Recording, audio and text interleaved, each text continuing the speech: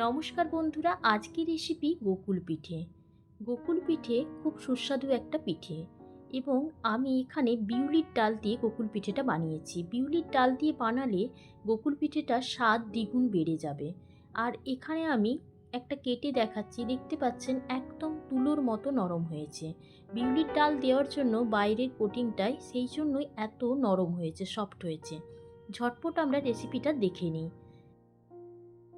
প্রথমে আমি একটা বাটির মধ্যে, বড় বাটির মধ্যে নিয়েছি 1 কাপ বিউলির ডাল। বিউলির ডালটাকে খুব ভালো করে ধুয়ে নিতে হবে। 4-5 বার জল পাল্টে পাল্টে ধুয়ে নিতে হবে। এখন আমি জলটি ধুয়ে নিয়েছি। এরপরে এর ডবলেরও বেশি জল দিয়ে ভিজতে দেব 3 ঘন্টার মতো। কারণ জলটা ভিজে গেলে পুরো ডাবল হয়ে যাবে এই বিউলির ডালটা। এরপর এখানে আমি 1 টেবিল চামচের মতো মৌরি ওই ডালের সাথে ভিজতে দিয়ে দিচ্ছি। 3 ঘন্টা পর ফিরে এলাম, দেখতে পাচ্ছেন পুরো ভিজে জলটা পুরো শোক করে নিয়েছে। এরপরে একটা মিক্সি জারের মধ্যে কিছুটা বিউলির ডাল দিয়ে প্রথমে মিক্সি জারটাকে একবার ঘুরিয়ে নেব।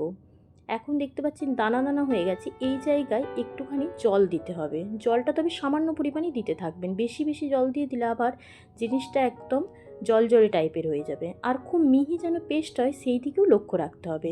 একদম মিহি পেস্ট করে বাটতে হবে। এরপরে সামান্য একটু লবণ দিয়ে খুব ভালোভাবে হাতে করে এটাকে ফেটিয়ে নিতে হবে। হাতে করেই ফেটাতে থাকবেন, তবেই ফেটানোটা খুব ভালো হয়। এখানে চাইলে চিনিও অ্যাড করতে পারেন 2 টেবিল চামচের মতো। আমি এখানে চিনি অ্যাড করিনি। একদম ফোমের মতো হয়েছে, দেখতে পাচ্ছেন আমি অনেকক্ষণ ধরে এটা ফেটিয়ে নিয়েছি। এরপর একটা জলের মধ্যে ফেলে দেখিয়ে দিচ্ছি, দেখুন একদম ভেসে উঠছে। এই রকম হয়ে গেলে জানবেন একদম ভালোভাবে ফেটানো হয়ে গেছে বিউলির ডালটা। এরপরে আমি পুরটা বানিয়ে নেব। এখানে আমি একটা ছোট নারকেলকে প্রথমে পিস পিস করে কেটে মিক্সিতে ঘুরিয়ে নিয়েছি। আর নিয়েছি 1 কাপেরও একটু কম গুঁড়ো দুধ, আর 1 কাপ আমি এখানে চিনি ব্যবহার করেছি। আর 2 টেবিল চামচ এখানে আমি ঘি ব্যবহার করেছি। এখানে মাওয়াও দিতে পারেন, যদি গুঁড়ো দুধ না দেন সেক্ষেত্রে। গুঁড়ো দুধ দিলে মাওয়ার দরকার হবে না। ঘি আর গুঁড়ো দুধটা ব্যবহার করলে মাওয়ার কাজ করবে। এখন কিন্তু গ্যাসটা বন্ধ করা আছে। এখন খুন্তির সাহায্যে খুব ভালোভাবে নারকেল, চিনি, গুঁড়ো দুধ আর ঘিটাকে মাখিয়ে নিচ্ছি। তারপরে লো ফ্লেমে করতে থাকতে হবে রান্নাটা।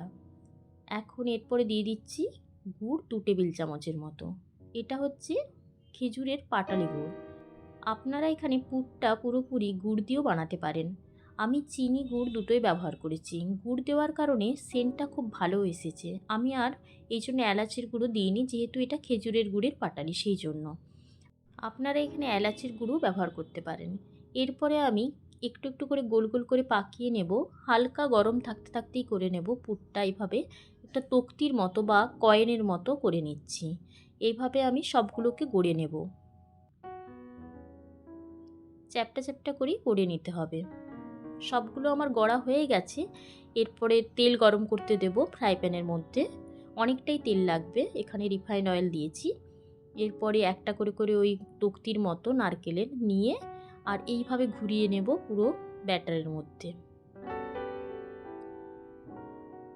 দিয়ে মিডিয়াম ফ্লেমে ভাজতে থাকবো। হাই ফ্লেমে ভাজা যাবে না, তাহলে পুড়ে যেতে পারে পুরো। মিডিয়াম ফ্লেমেই আমি এক এক করে ছেড়ে দিচ্ছি।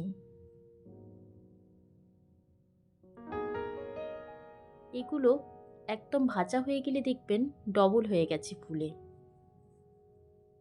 একটু তেল ওপরে ছড়িয়ে দিচ্ছি যাতে প্যানে না লেগে যায়,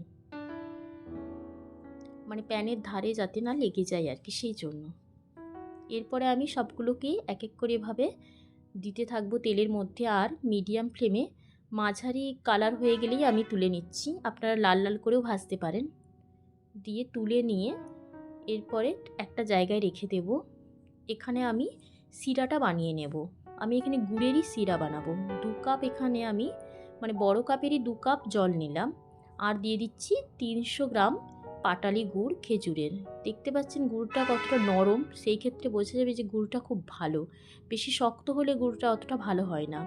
এরকম নরম দেখে গুড়টা নেবেন, তাহলে দেখবেন খুব ভালো হবে। সেইটার টেস্টটাও খুব ভালো হয় সেই পাটালি গুড়ের। এই যে এইভাবে এবারে এটা পুরোপুরি একটুক্ষণ পরেই ফুটে যাবে। দেখতে পাচ্ছেন একদম খেজুর গুড়ের রসগোল্লার যেরকম রসটা হয় ঠিক সেরকম হয়ে গেছে। এখানে তবে আপনারা চিনিও অ্যাড করতে পারেন। আমি আর চিনি অ্যাড করিনি। চিনি অ্যাড করলে হয়তো শিরাটা আরও একটু বেশি গাঢ় হবে। এখানে অতটা গাঢ় হয়নি, এখানে একটু জলজলে আছে শিরাটা। এখন একটুখানি ফুটিয়ে দিয়েছি, দিয়ে বন্ধ করে দিয়ে এরপরে ঢাকা দিয়ে 10 মিনিট রেখে দিলেই হয়ে যাবে। বেশিক্ষণ রাখতেও হবে না, একদম এইভাবে রাখলেই তুলোর মতো হয়ে যায়। বিউলির ডালের এটা একটা সুবিধা যে এইভাবে যদি বাইরের কোটিংটা করা হয় সেক্ষেত্রে খেতেও খুব টেস্ট হয় আর ভীষণ নরম তুলতুলে হয়। যদি রেসিপিটা আপনাদের ভালো লেগে থাকে বন্ধুরা, তাহলে লাইক কমেন্ট করতে ভুলবেন না, চ্যানেলটিকে সাবস্ক্রাইব করে দেবেন। ধন্যবাদ বন্ধুরা।